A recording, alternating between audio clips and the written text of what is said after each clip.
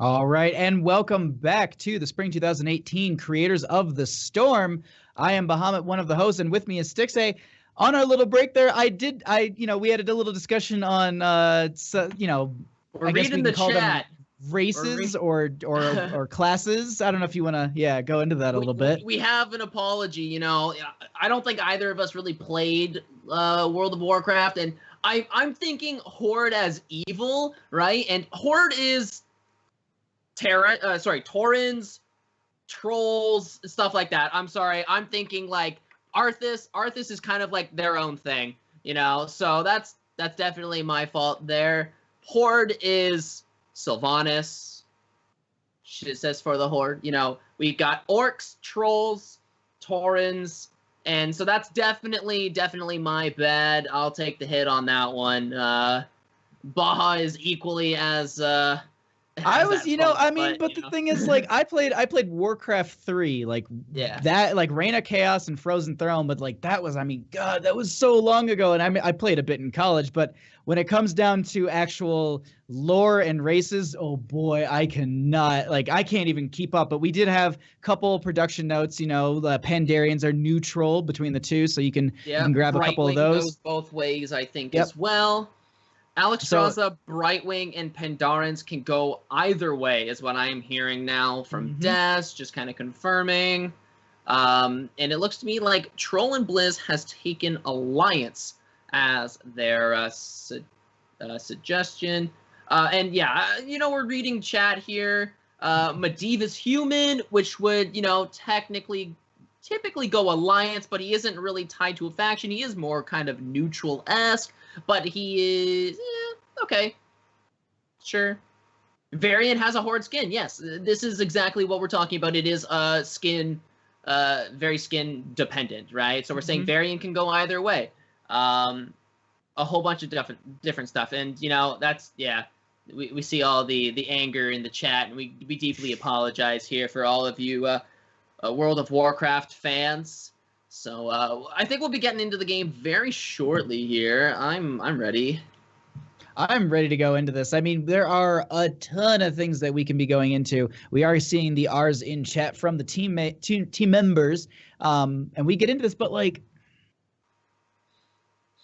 I have to rethink all of my picks now. Do we get a Sylvanas? Is the question, because on a map like this, where I do think she is skin dependent, and I don't know, I'm having Skype issues for some reason, but maybe Liquid can confirm or not. But like the skins, I think would actually swap her to either Alliance or Horde, or is it truly lore based? Like okay. So we just got a verbal yes. Okay, all right. So that's on a map like this where there's that much pressure. I wonder if we're gonna get like an early prioritization onto something like that, because it really ties in with a lot of that push pressure you can get.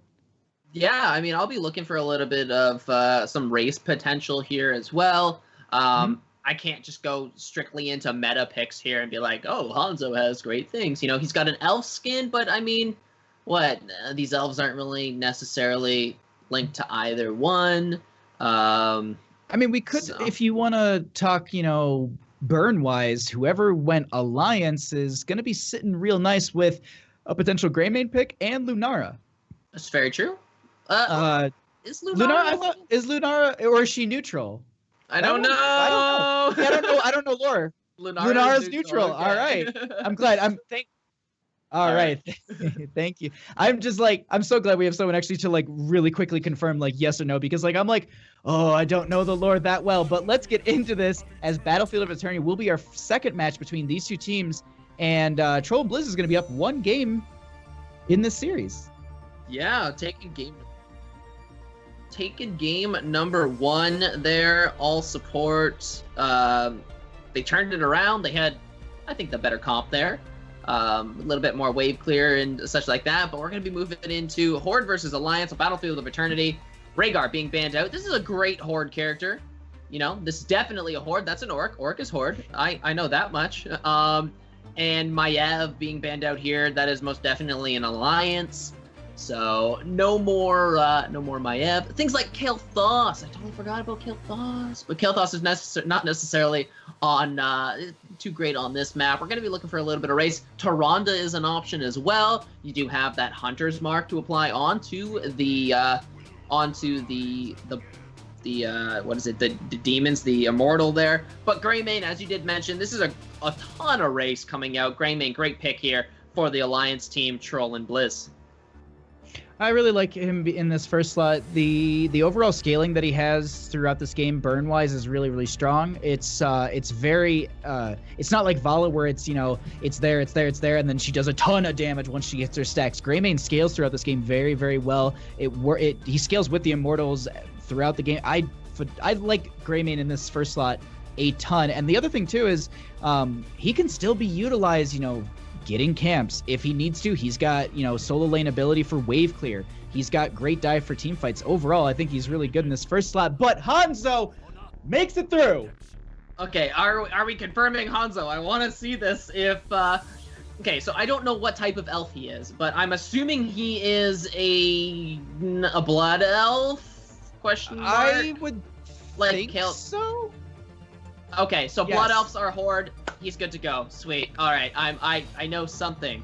And then Lily, Pandarans, they are very neutral, so they can go either way.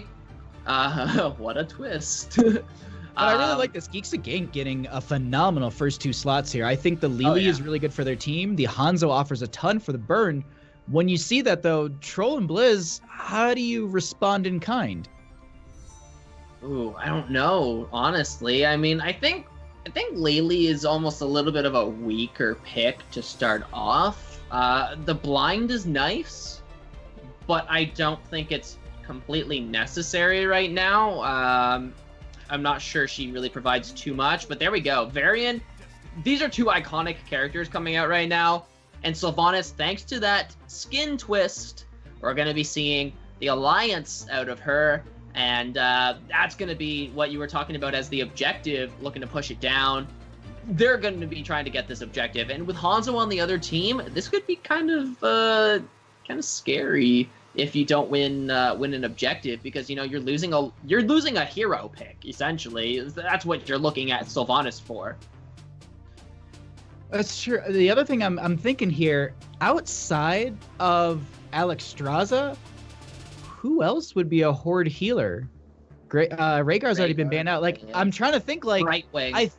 Brightwing too, neutral. yeah. I guess the thing is, though, like, out of Alexstrasza, Brightwing, I still kind of put Alexstrasza above Lily, but maybe they feel a little bit more comfortable with the blinds. They might also have the healing might be a little bit, you know, better for them. Also, Jugs might be more beneficial for their team. They also, I do believe, did just have a Lily player, so they are technically warmed up, if you will, so they can be ready to go for this game. True. So it's, I know there's different factors, but we do have ETC being banned out as well as Uther. I think ETC is a perfectly acceptable ban. I think this is a great ban, very strong tank, amazing kit, good on almost any map. You can pick up Mosh Pit here, you can pick up Stage Dive. Either heroic ability is perfectly acceptable, and you know, I think this is an overall great ban coming out of the side of Team Alliance here, Trollin Blizz. Does it limit the tanks? No. I think ETC in this situation is extremely strong. But as you said, I mean, there's still great options in between. We get a Thrall and Arthas. Okay, so this is where we're looking at it. First off, that Arthas skin. There we go. Okay, so Arthas is the Scourge. And this is where we get Alliance versus Horde. So like this, we're gonna see the giant chat going wild here. It's more of like a good versus evil kind of thing right now. But Arthas, you know, chat can't get mad at us now. They can get mad at the players, because they're even kind of debating amongst themselves if Arthas is good to go. So it looks like the Lich King leads to the Death Knight faction. Okay. And Death Knights are part of the Horde. There you go. There we go. I mean, that's the lore for you. But these next two picks are going to. Malfurion. Sorry, my dog's freaking out. It's gonna be Malfurion and Jaina here picked up together, and I really like the draft of Trollin Blizz right now. I think they've got a bunch of good heroes, but they are limited to Greymane as their race. Jaina, a little bit of yeah, but The combination with Greymane is really strong too. Yeah, that's as I was talking about this a little bit earlier when we were playing a couple of games before. Greymane and Jaina just synergize pretty well. I'm trying to think of what they want for their last pick. They need what? Solo lane. They got Thrall, maybe another damage dealer, and they're looking at Horde, Orc damage dealer, Samuro. It's a possibility, but that gives you a lot of melee. I don't know. See, Liquid is. I don't know. They don't really have any wave clear. I'm not sure. Because Thrall will probably be their solo laner. Stitches. Okay, so Stitches is again Scourge. All right, can confirm. Okay. Liquid is saying we're letting them go for this. All right, production is in charge. It's not us. It's not us picking these. So it looks like we're good to go. That one was close. Liquid calling them out here. But we're gonna be seeing Alliance versus Horde. Trollin Blizz picking up Alliance. Geeks of Gank picking up Horde. As I said, more of a good versus evil, I suppose. And I'm ready to get into this Battlefield of Eternity. Hanzo getting picked up here. And this is going to be a lot of race. We only really have I guess 2 racers for each team in the form of Greymane, Jaina, and then Hanzo Thrall. So it should be interesting to see how this goes. No, I really like the draft that's come out of both of these teams. But as we get into these games, do you just have like a personal favorite? Like, do you lean towards one of these drafts? I like Hanzo. I'm a filthy Hanzo player in both HOTS and Overwatch, so I'm going to be rooting for Bacon here on Hanzo. But if I do not see a W build, I'm going to be quite disappointed. So hopefully, we'll see some good old play in here. All right, but let's get into this. On the left-hand side, we do have Geeks of Gank with Fringe Average on the Arthas. We have Scott on the Thrall. Bacon going to be playing the Hanzo. Tarly going to be on the Lily, and Sleepy Gary on the Stitches. All right, and for the opposing team on the red team on the right-hand side is Trollin Blizz in the bottom lane. We're starting off with Bags on the Varian, Rosai on that Malfurion, Mystic Shroud on the Greymane, and Alebeard playing the Jaina, and then all the way up in the solo lane in the tippy top of the map, we have Guaz playing that Sylvanas. So this time we do have a hook going out onto the Malfurion. There is the follow-up route from the Thrall, but there is no damage because it was able to be protected by the friendly team there. Overall, this 4-man in the bottom lane is really strong, and I'm just really curious to see how much they can push into the enemy team. They've got a lot of good combinations very early into this game. The other factor, though, too, is that Sylvanas in top. She could be really strong. I'm just really curious to see how well Arthas will push up against her. Yeah, so we have a very lower dedicated battle up in that top lane, but this bottom lane, I'm curious to see how it goes. Thrall picking up Crash Lightning. Not a very common talent, but this explains why he's sitting down in that 4-man in the bottom. He's going to be looking for a couple of stacks here. And Thrall did receive a passive buff on his Q talent there. So look out for some hopeful poke damage and some stacking on that Crash Lightning talent, and look for a lot of damage to come out of that as well. I actually kind of like the talent here with being in the 4-man, as you mentioned. Going to be able to stack that up quite a bit. The other thing, too, a nice hook going to be going out onto Bags there. Going to be taking a little bit of damage from the enemy team, but overall not enough to follow up. That zoning Blizzard is real useful from that Jaina. And as we get into this, I mean, we are about a minute away from the Immortals starting out. I wouldn't be too surprised to see a priority onto the camps at this time, making sure that they rotate, create a little bit of lane pressure during this Immortal phase. Yeah, they're going to be looking to grab a little bit of camp pressure in any of these lanes. Sleepy Gary going for that hook, unfortunately not going to land. Objective comes at, 3 minutes on this map? So 2:30 is the announcement, 3 minutes, yeah. Yep. So 3 minutes. I expect to see these teams go in for their respective bruiser camps at around that 2:30 mark, And I think grabbing this bottom siege camp is maybe a little aggressive. Especially if you have that 4-man and you do have the hook onto Bags there. The root not going to land from Thrall there onto that Varian. He's going to be able to make his way away. Is level 4 now being reached for the side of Trollin Blizz. And it does look like we're going to throw down into the siege camp there for the side of Geeks of Gank. They do have that W talent from Hanzo. Serrated Arrow is going to be able to easily clean up that camp, especially with the additional damage of Thrall. That'll be pushing the bottom lane. And both camps not going to be taken as both teams opt to go directly in for offense as Jaina gets hit by a stun from the Immortal, and no follow-up damage, luckily for her, will be healed up by the Malfurion. But now we have Bags looking to engage out on to the Thrall. Great hook into the stun of the Immortal, and a great root there to deny a little bit of engage, but oh my gosh, the root and the follow-up damage now from Greymane onto the Arthas. The counter getting destroyed here as Arthas will be the first to fall, and this opens up maybe a little bit of race potential here and maybe an opportunity for another pick on the side of Trollin and Blizz. Greymane going to go ahead and get stunned out here as a lot of damage is going out onto Mystic Shroud, and they're going to be able to back off at this time, but actually the root coming out from the Thrall, the Crash Lightning will be confirming that kill, and they will go ahead and get that, and that gives them a lot of breathing room here as Arthas is going to be coming back into the friendly team. Wouldn't be too surprised to see them rotate a member off or two just to go ahead and get the burn on the enemy Immortal, causing the halftime show.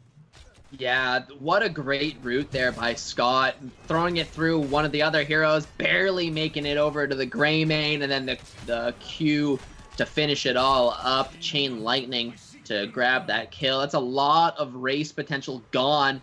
Halftime now up, level 7s are just around the corner. As soon as level 7 comes, this race is just going to get absolutely melted. You're going to be seeing Hanzo chunk this thing every like 2 or 3 seconds. And it's going to be crazy, but you can see the race come down from the side of Trollin Blizz, and they get it down to about 3,000 health. It's only a very small shield that they do have to work through, but it's still a shield nonetheless, and you're losing out on Sylvanas value. This is exactly the situation you don't want to be with the Sylvanas, is you don't have any push pressure, and overall that Arthas has been handling her very well, making sure that they don't have any sort of pressure they need to deal with, because that Sylvanas is just constantly pushed back by the Arthas, who's split soaking very, very well. The nice thing about having the Jaina here is actually a really good hook goes out onto Alebeard, and they get that pick so early, and this Immortal just became even more dangerous. Yeah, what a great hook there from the Stitches player, Sleepy Gary. Just able to hook that Jaina, pull them through, get a ton of damage just blown up, push even further in. You'll be able to get this well. Maybe a little bit of poke damage onto the fort. Not too much, as another great hook comes out onto the Malfurion. Beautiful root there from the Thrall and the finish up from the Hanzo. You're looking to push into this fort now. They don't have a support, and Jaina finally showing back up into the lane. They're not going to actually be able to get this fort, which I think is pretty big.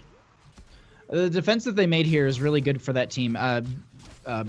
Trollin Blizz, having that fort and just having that area where you can retreat to is really beneficial for them. Now, Geeks of Gank, they do not want to leave this lane as a hook goes out onto the Greymane. A lot of damage going out. Mr. Shroud going to have that dive, but unfortunately, Lily will get that kill, and they're going to start to push harder onto Trollin Blizz.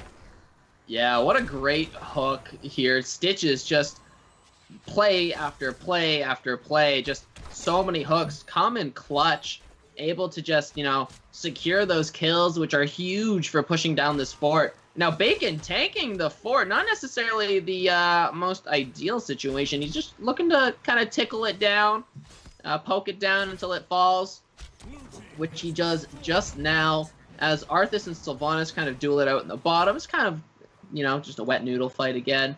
And Thrall will be able to grab that siege camp in the top lane, push out the lane that has no longer a fort. And now the Immortals are spawning again in 30 seconds. With that on the side of Troll and Blizz, this is the situation you don't really want to be in, because you're down about a level. The kills have been so much more in favor for the members of Geeks of Gank, and you're just trying to get some pressure with your Sylvanas, but Arthas has been countering it so well this entire time. So these camps will be grabbed, and they're probably going to be cleared up before the Immortal realistically gets too much pressure. Granted, at the same time, Troll and Blizz, they've got a lot of nice pressure on top that Thrall needs to deal with. Yeah, Thrall almost getting ganked there himself. barely able to make it away from a slightly off-center route there from Malfurion. Unfortunately, not going to be able to land and secure that kill, but that's okay. Keeps him up in the top lane, forces him to tap before the fight has even started. But now you're looking at just pushing out the bottom lane, trying to even out the soak. You know that the Immortal is going to go down there. Might as well clear up a little bit of the lanes and wait until halftime shows up. You are down level 10, so you don't realistically want to go in for a fight. But the fight might come right to you, though. Exactly. As they do get this flank onto the entire team, a huge Earthquake comes out from the Thrall. They get the Dragon Arrow onto a couple members. Thrall will be actually falling very early as a couple of 1,000 Jugs comes out as well. Bag's a little bit low here. They are trying to get the kill. There is the Wraith, or the Ghost from the Sylvanas, and this Sylvanas is able to get out. Mystic Shroud trying to get some damage out here, but with those 2 picks, granted they did get the Thrall, so, you know, 1 to 2 there, but they still have a huge burn factor, and now the Immortals are back in position, and they're going to go right for this burn and go 100% Immortal. Yeah, I think you kind of just have to burn down as much of the shield as you physically can here. I mean, Hanzo's just going to absolutely chunk this thing in no time.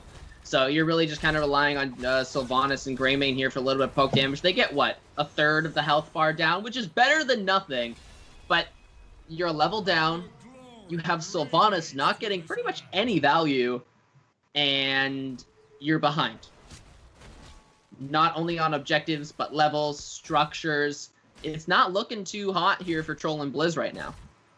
It's early game, and they definitely do have an uphill battle, but it is, you know, it is Heroes of the Storm. There is always a, you know, a win condition for both teams, and if they just have to find theirs at this point. And realistically, they've just got to play these a little bit slow. They need to take some of these fights a little bit slower, so that way they can get a pick onto some of those people like the Hanzo. Getting that Thrall so early is really good for them, but unfortunately, you know, there was that Earthquake that made it so difficult for them to maneuver through that entire battle, and also not having tens themselves was a big factor as well. Ooh, out comes that hook from Stitches, barely gonna miss as Gwaz walks through, but a great Ring of Frost there, gonna be able to pick up that Arthas, and now the defense becomes more possible here as Trollin Blizz is looking to go in, but their health bars are quite low. Out comes the taunt onto the Thrall, out comes the Earthquake, and potentially down goes the Varian, protected, by the way, instead, as Greymane looking to go no holds bar, picks up the Lily, dives away, the triple root there, maybe? Down goes Lily, down goes Greymane, down goes Sylvanas and Varian. We're looking at a 3-for-1. Look how they turn that fight around. The Earthquake, again, proving to be a pain, and just kind of the Hanzo poke. Wow, that fight turned quite quickly. Oh, yes, it did. And now at this point, with all of this map pressure and availability that they have in just, you know, they can pretty much do whatever they want. They've got 13s. They've got good map control. The lanes have been pushed up kind of in their favor. So they're going to go ahead. Sleepy Gary will go back, get full. We also have Bacon going ahead, helping out the team, getting this clear. I wouldn't be too surprised to see them rotate around, get some of the other camps. Their own Bruiser camp is 20 seconds away. Top camp is available. They could go aggressive and maybe take an, you know, invade onto the Bruiser camp of Trollin Blizz, but that does not look like it's going to be the apple of their eye. They just want to push up these lanes a little bit further, maybe even get a pick.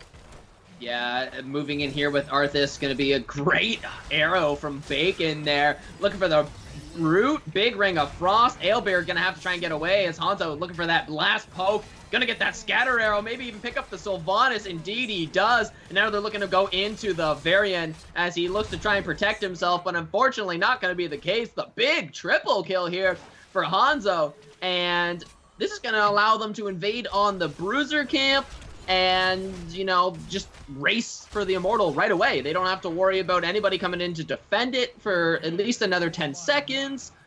This is a great way to start an Immortal. This definitely is. I mean, they do have the 2 members, or, well, the last members just to get back up, but the thing is, they've got so much in their favor on the side of Geeks of Gank that realistically, this might be a 100%, you know, shielded Immortal that they're going to need to deal with on the side of Trollin Blizz.